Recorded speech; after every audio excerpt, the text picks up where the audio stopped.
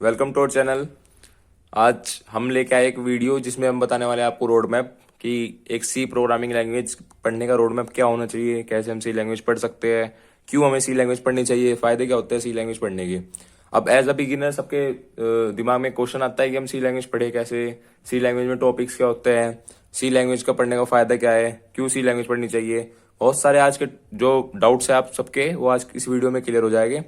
आप वीडियो को देखना, इसमें पूरा रोड मैप बताया गया है कि कैसे कैसे हमें सी प्रोग्रामिंग लैंग्वेज पढ़नी चाहिए और इसमें टॉपिक्स भी बताए जाएंगे कि ये टॉपिक्स आपको पढ़ने चाहिए वो कहाँ से पढ़ना है। इस वीडियो में आपको सब कुछ बताया जाएगा, ए टू जेड रोड मैप दिया जाएगा पूरा सी प्रोग्रामिंग लैंग्वेज का।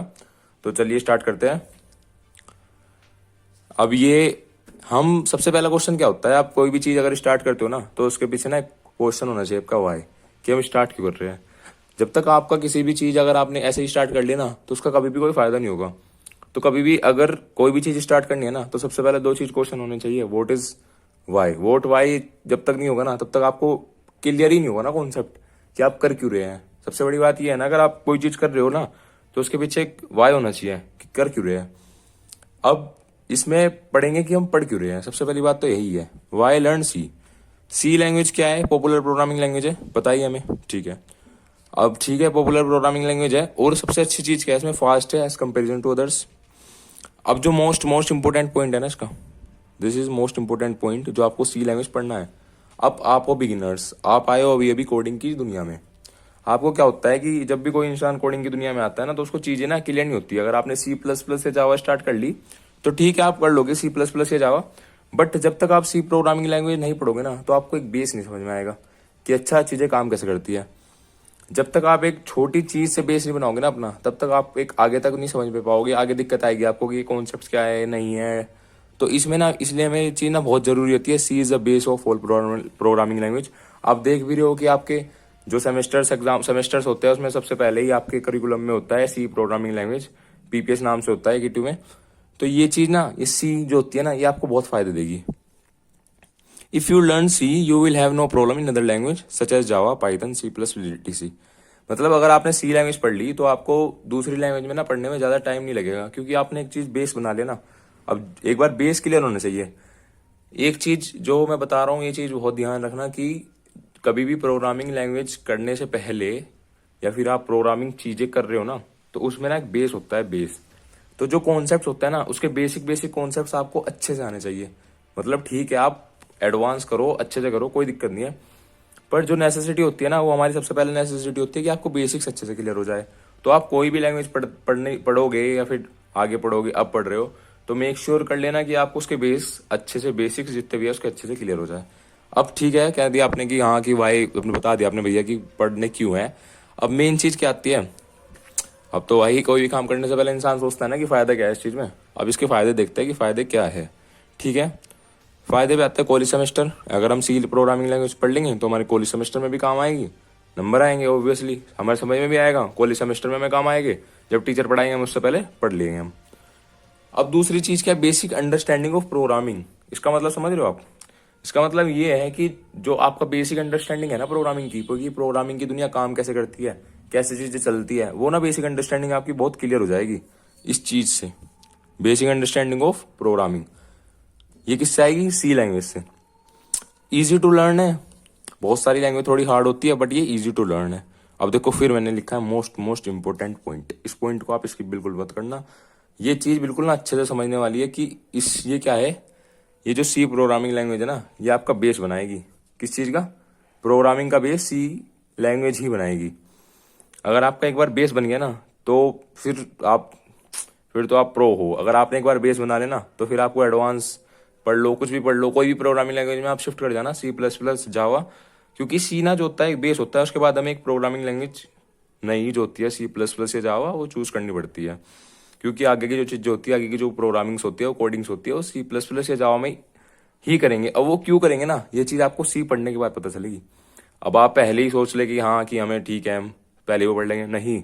ये चीज अगर इसको स्किप कर दिया ना आप तो बहुत सारी चीजें आप स्किप कर जाओगे। तो सी प्रोग्रामिंग लैंग्वेज पढ़ने के सबसे पहले फायदे तो हमें यही मिल गए, देखने वाले हैं। सबसे पहले हम इंट्रो बताएंगे सी प्रोग्रामिंग का कि इंट्रो क्या है, मतलब इंट्रोडक्शन दे देंगे सी प्रोग्रामिंग कैसे काम करती है, क्या होता है। ठीक है, अब उसके बाद सी का सिंटेक्स देंगे। ठीक है, उसके बाद comments in C programming language. Comments होती है सी प्रोग्रामिंग लैंग्वेज में दो तरीके, सिंगल लाइन कमेंट्स और मल्टी लाइन कमेंट्स। वो उसमें आपको वीडियो जब जाओगे तो आप उसको उसमें अच्छे से बता रखा है। ये बेसिकली टॉपिक्स है, जो टॉपिक्स हमें सी प्रोग्रामिंग लैंग्वेज में पढ़ने हैं। अगर आपने टॉपिक्स पढ़ लिए तो आपको सी प्रोग्रामिंग लैंग्वेज अच्छे से आ जाएगी। ठीक है, अब हम देखते हैं वेरिएबल्स। वेरिएबल्स होता है सी प्रोग्रामिंग लैंग्वेज में, ये हम पढ़ेंगे। डेटा टाइप्स इन सी, ये जो है ना, ये वीडियो को ना आप जब जाओगे उसके अगर आपको नहीं समझ में आएगा ना तो प्लीज प्लीज प्लीज बैक करके जरूर पढ़ लेना। उससे आपकी अंडरस्टैंडिंग बहुत अच्छे से होगी, क्योंकि मोस्ट इंपोर्टेंट चीज है। और अगर ये चीज आपको अच्छे से नहीं आई ना तो आगे आप कुछ भी कोडिंग करोगे तो दिक्कत आएगी। तो इसको मैं कह रहा हूँ आपको बार बार प्लीज अच्छे से पढ़ लेना, मोस्ट इंपोर्टेंट है। ऑपरेटर्स, ऑपरेटर्स भी बहुत इंपॉर्टेंट है। इफ एल्स, फिर हमारा है स्विच। अब लूप्स इन सी में क्या है, देखो मोस्ट इंपोर्टेंट लिखा हुआ है, क्योंकि जो लूप्स होते हैं ना वो हर प्रोग्रामिंग लैंग्वेज में आपको लूप्स मिलेंगे। और बेसिकली जो लूप्स मिलेंगे ना प्रोग्रामिंग लैंग्वेज में वो सिमिलर मिलेंगे एक दूसरे के। मतलब आप सी में चले जाओ, सी प्लस प्लस में चले जाओ, जावा में चले जाओ, पाइथन में चले जाओ, क्या मिलेगा ना लूप्स में ना आपको सिमिलर ही कॉन्सेप्ट होते हैं बस। लैंग्वेज में आपको बताऊं ना क्या डिफरेंस आता है, सिंटेक्स का डिफरेंस आता है। सी का सिंटेक्स थोड़ा अलग होगा, सी प्लस प्लस का थोड़ा अलग होगा, जावा का थोड़ा अलग होगा। ये चीज का डिफरेंस आता है लैंग्वेज में। बाकी जो कॉन्सेप्ट इसमें पढ़ोगे ना सी में, वही कॉन्सेप्ट जावा में होगे, वही कॉन्सेप्ट सी प्लस प्लस में होगे। तो आप लूप्स पढ़ लोगे। लूप्स जो है मोस्ट इंपोर्टेंट है। For loop, while loop, do while loop, इसमें आपको तीनों लूप अच्छे से पढ़ाए जाएंगे।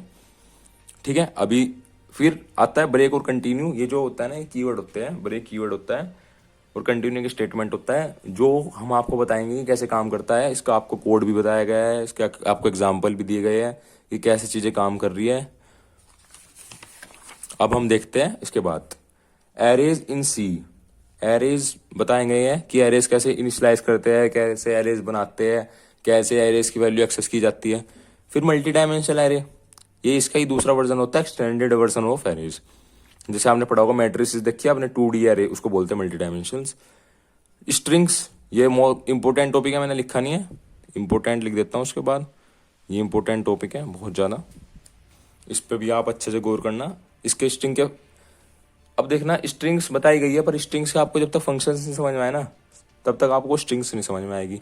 इसमें स्ट्रिंग्स के फंक्शंस भी बताए गए हैं।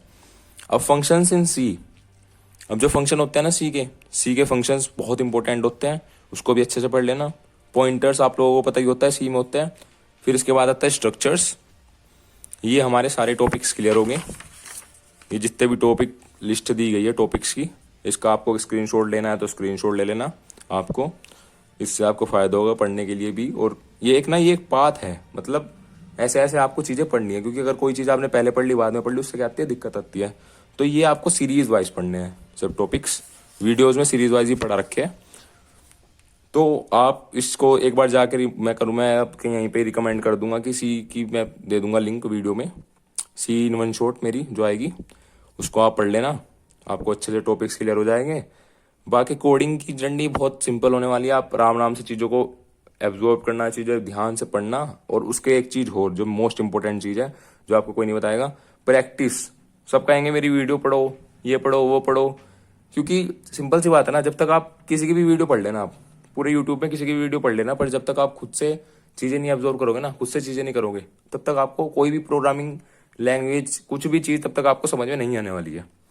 ये आपके एकेडमिक्स तो है नहीं कि हाँ भाई रट के चले जाएंगे हम। तो गाइज आप मेक श्योर करना कि आप अपना एक टाइम टेबल बनाओ, डेली अपना कोडिंग को टाइम दो, नोट से पढ़ो, अपने आप खुद से पढ़ो। तो आप ये सब पढ़ना। All the best.